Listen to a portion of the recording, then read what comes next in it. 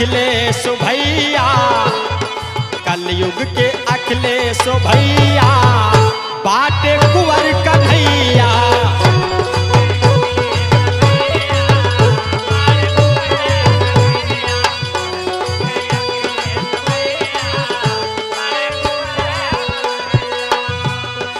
अखिलेश जैसा नहीं कोई है नेता,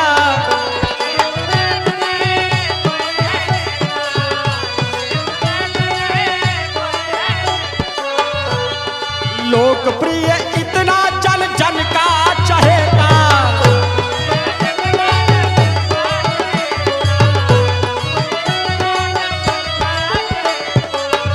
अरे गावे विपक्षी बड़ैया, बाटे कुंवर कन्हैया।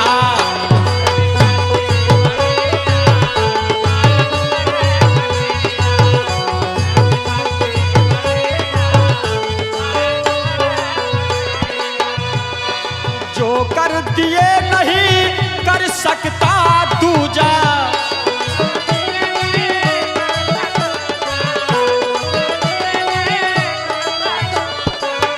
अखिलेश का नाम दुनिया में गूंजा।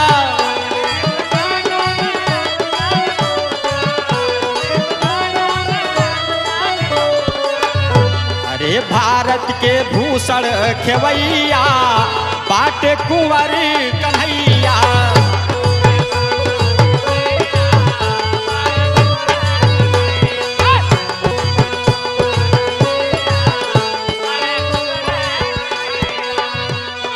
कामकाज शैली से जनता के दिल में,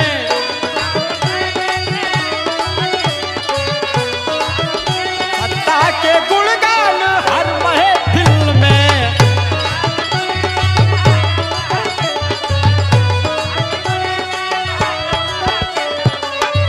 हमो दर्द सब कर सहाइया, बाटे कुंवर कन्हैया।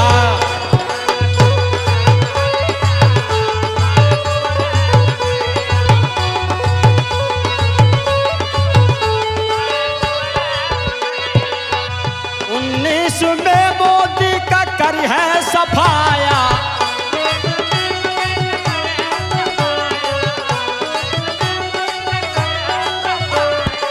यूपी में गठबंधन धूम है मचाया।